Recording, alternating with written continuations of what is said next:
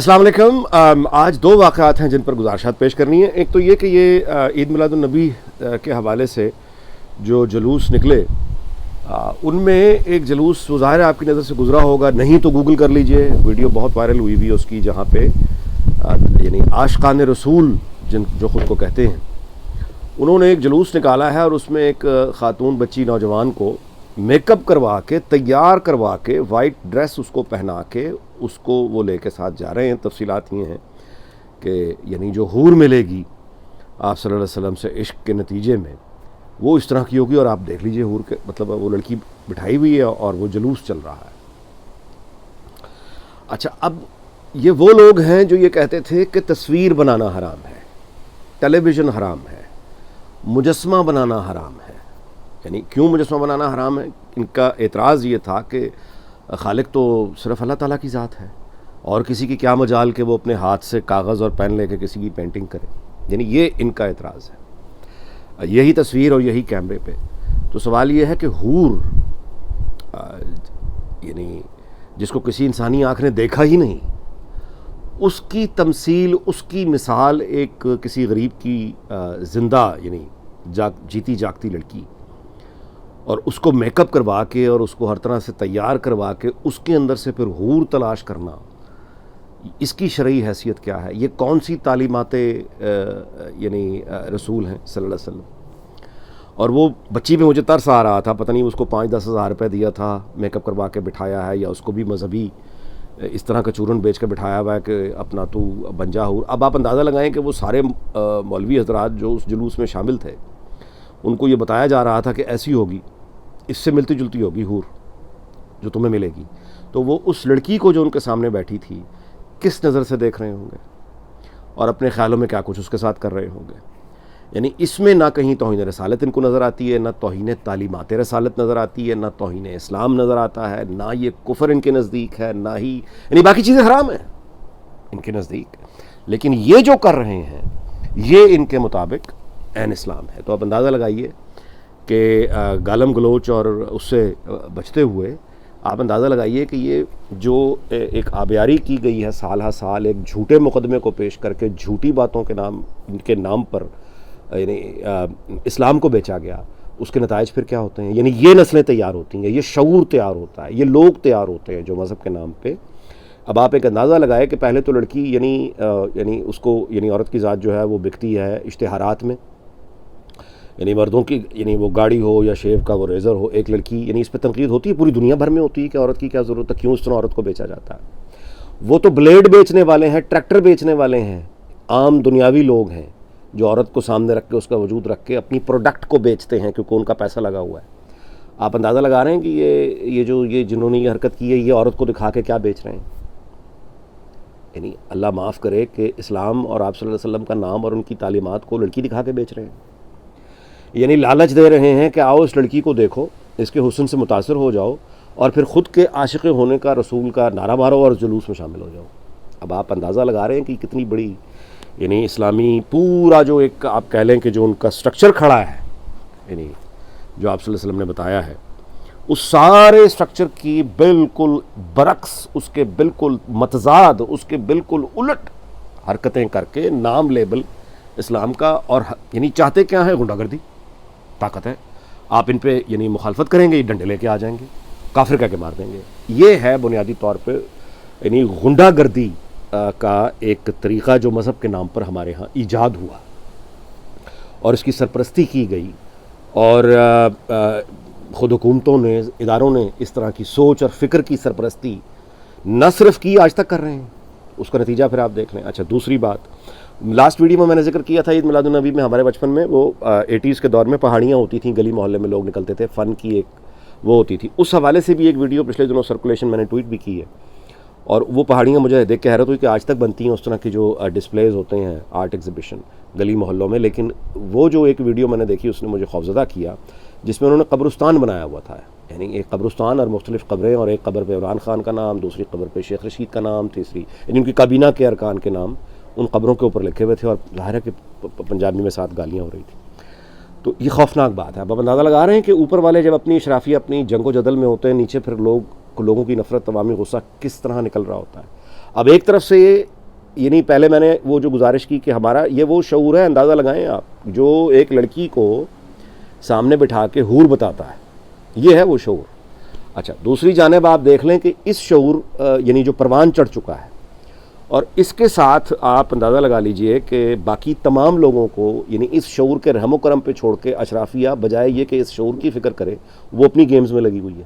تو نیچے پھر دھماکے یہ جو ان کے سائنز اب آ رہے ہیں۔ آگے چلیں، دوسری گزارش جو مجھے کرنی ہے وہ ہے آپ نے دیکھا کہ جنرل ریٹائرڈ شعیب آئے اسکرین پہ، آئی ایس پی آر کے منظور شدہ ہیں، اور انہوں نے یہ کہا کہ ہم گھامڑ ہیں اور ہماری کھوپڑیاں عقل سے خالی ہیں اور ہم بے وقوف بن گئے اور ہم جاہل ہیں، اور ہمیں جو بھی آتا ہے اور کوئی بھی آ کے یہ کہے کہ ریاست مدینہ بناؤں گا تو ہمیں اس سے سوال کرنا چاہیے، اس کے کردار پر سوال کرنا چاہیے، اس سے پوچھنا چاہیے کہ تم اس طرح کی باتیں کیوں کر رہے ہو، لیکن چونکہ ہماری کھوپڑیاں خالی ہیں لہٰذا ہم ایک دفعہ پھر بے وقوف بن گئے۔ ظاہر ہے کہ ان کا اب یہ جو انہوں نے کہا جنرل صاحب نے ہم، اب اس سے ہم سے مراد مجھے نہیں پتا کہ وہ اپنے یعنی اپنے انسٹیٹیوشن، سابق انسٹیٹیوشن کے حوالے سے ہم کہہ رہے ہیں کہ ہم گھامڑ ہیں، خالی کھوپڑیاں ہیں، یا یہ کہ وہ بطور قوم ایک شہری، بطور ایک ریٹائرڈ جنرل، بطور سویلین یہ کہہ رہے ہیں کہ ہم سب جو ہے وہ خالی کھوپڑیاں ہیں اور جاہل ہیں۔ چلیں، جو بھی ان کا مقصد ہو، بات یہ ہے کہ قومی شعور سے وابڈا والوں کا شعور کو علیحدہ نہیں ہوگا۔ قومی شعور سے کوئی یونیورسٹیز کے پروفیسر سب سے پڑھے لکھے ہوتے ہیں، تو پھر اس طرح کرتے ہیں کہ ووٹ جو ہے نا ڈالنے کا جو طریقہ کار پرانے زمانے میں، ووٹ ڈالنے کا اختیار ہی پھر آپ عام آدمیوں سے واپس لے لیجئے۔ ایک طریقہ یہ ہو سکتا ہے، پھر پروفیسرز ہوں صرف ماسٹرز ڈگری رکھنے والے، اور وہی ہوں گے جو ووٹ ڈالنے کے اہل ہوں گے، تب آپ یعنی اس طرح کی کوئی یعنی بات آپ ماضی کے مزار سے کھود کے لے آئیں۔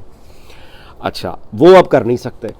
تو اب کرنا کیا ہے؟ مطلب جنرل صاحب سے میرا سوال صرف اتنا ہوگا کہ بھائی ذوالفقار علی بھٹو کو آپ لوگ لے کر آئے، اس کے بعد آپ نے اس کو پھانسی چڑھا دیا،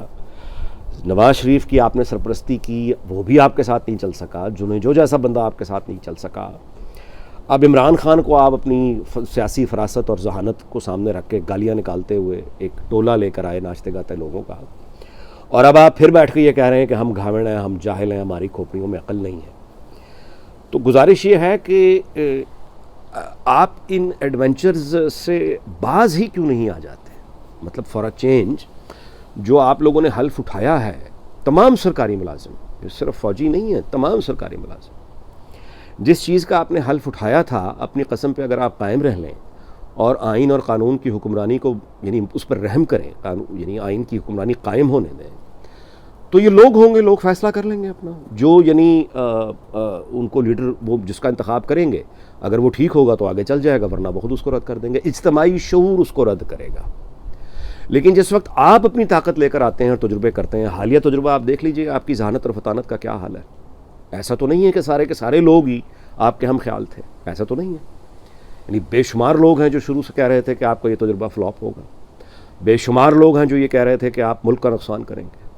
بے شمار لوگ ہیں جو آج سے نہیں دہائیوں سے لڑ رہے ہیں کہ آپ سیاست سے توبہ کر لیجئے، یہ آپ کا کام نہیں ہے، جو آپ کا کام ہے دفاع کا، جو بہت امپورٹنٹ کام ہے، سب سے موسٹ امپورٹنٹ کام ہے، اس پہ توجہ دیجئے۔ کئی دہائیوں سے لوگ کہہ رہے ہیں، جو جس نے بھی آپ کو یہ عقل کی بات کی، بھلائی کی بات کی اور خیر کی بات کی، آپ نے جواب میں اسے گالیاں دیں، اس کو جیلیں دیں، اس کو یعنی آپ نے اس پہ معاش کے یعنی راستے بند کر دیے، آپ نے اس کو ملک دشمن تصور کر لیا، آپ نے لوگوں کو ملک چھوڑنے پر مجبور کر دیا۔ یہ سارے کے سارے لوگ جن کو آپ پچھلے یعنی کئی دہائیوں سے عام طور پہ اور خاص طور پہ وہ جو پچھلے 3 سالوں میں جتنے لوگوں کو آپ نے گالیاں دیں، آپ نے ان پہ نوکریوں کے دروازے بند کروائے، آپ نے ان پہ زندگیاں مشکل کر دیں، صرف اس وجہ سے کہ وہ آپ کو یہی کہہ رہے تھے کہ عمران خان اور یہ آپ کی سیاسی فراست اور یہ لوگ جس ملک کا بیڑا غرق کریں گے وہ آپ کا بھی ہے، میرا بھی ہے۔ اچھا، وہ تمام لوگ جو یہ کہہ رہے تھے وہ درست ثابت ہو گئے نا، آپ غلط ثابت ہو گئے۔ تو بات یہ ہے کہ کیا محض معافی مانگ کر یا یہ کہہ کر کہ ہماری خالی کھوپڑیاں تھیں، ہم جاہل تھے، ہم بہکاوے میں آ گئے، اسی لیے آئین میں، اسی لیے قانون میں اس طرح کی حرکتوں کے لیے سزائیں رکھی گئی ہیں، سزائے موت ہے، اور یا پھر ڈسمسل ہے، اور یا پھر کورٹ مارشل ہے۔ اچھا، یہی سرکاری سول افسروں کے لیے بھی ہے کہ سیاسی یعنی سرگرمیوں میں جنہوں نے ووٹوں میں یہ رد و بدل میں، الیکشن کمیشن کے وہ تمام لوگ، ایڈمنسٹریشن کے وہ تمام لوگ، ان کو تمام کے لیے جو انہوں نے غلطی، یعنی یہ سوری کرنے والی بات نہیں ہے، صرف سوری پہلا مرحلہ ہے کہ ہم سے غلطی ہوئی ہے، لیکن جو جرم ہوا ہے، ووٹ کے تقدس کو جو خراب کیا گیا ہے، اس کی سزا موجود ہے، رولز میں موجود ہے، آئین میں موجود ہے، قانون میں موجود ہے. تو وہ سزا بھگتنے کے لیے تیار ہوں. جب تک وہ سزائیں نہیں ملیں گی تب تک آگے بھی یہی ہوتا رہے گا کہ ایک نیا تجربہ ہوگا، اس کے بعد اچھا جی معافی معذرت، چلو پھر آگے ایک نیا تجربہ. وہی یعنی جنہوں نے پہلے بیڑا غرق کیا وہی اب آگے بھی یعنی حل ایک نیا لے کر آئیں گے. باقی بس پی ٹی آئی کی حکومت، آخری بات پیلا ختم کرتا ہوں. پی ٹی آئی کی گورنمنٹ کو جی بات سب آپ وائٹ اپ سمجھیں. اس کا جو سب سے واضح اشارہ ہے وہ یہ ہے کہ آپ دیکھ رہے ہیں کہ یہ اب آپ ان کی دوڑیں دیکھیں گے، شہزاد اکبر کی اور یہ شیخ رشیدوں کی اور یہ شہباز گلوں کی. ان کے اوپر جو سب سے بڑی سیکورٹی تھی نا کہ ان کے ساتھ ایڈمنسٹریشن ہے، اسٹیبلشمنٹ ہے، یہ جو جی چاہے کریں، جس کو جی چاہے بےزتی کریں، ان کا کچھ بگاڑ نہیں سکتا. اب آپ ان کی دوڑیں بھی دیکھیں گے، اب آپ ان کو مارے پڑتی بھی دیکھیں گے. اور جو تو بھاگ سکا بھاگے گا پاکستان سے، جو رہ جائے گا وہ بڑے جوتے کھائے گا اور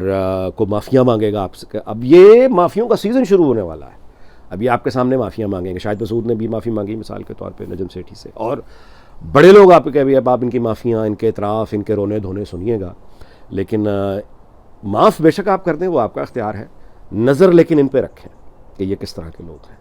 اور یہ مداری جو ہیں انہوں نے کیا ہمارا حال کیا ہے ان کی فراست نے. اور یہ گالیاں نکالتے ہیں اور دشنام ترازی کرتے ہیں کیونکہ ان کے پاس گالیوں کے علاوہ کچھ ہے نہیں. تو چلیے اس امید پر کہ شاید ابھی، ویسے یہ امید جھوٹی نہیں ہونی چاہیے، کسی کو کچھ عقل نہیں آئے گی. اب بھی جو اپوزیشن کی پارٹیز ہیں وہ عوام کو دیکھتے دیکھتے اسٹیبلشمنٹ کے ساتھ ہی معاملہ طے کریں گی اور 100 جوتے کھانے کے بعد دوبارہ شہباز شریف صاحب تیار ہیں پیاز کھانے کے لیے. یہی سرکل ہے فی الحال جس میں ہمیں چلنا ہے. آپ کا بہت شکریہ، پھر ملاقات ہوگی. اللہ حافظ.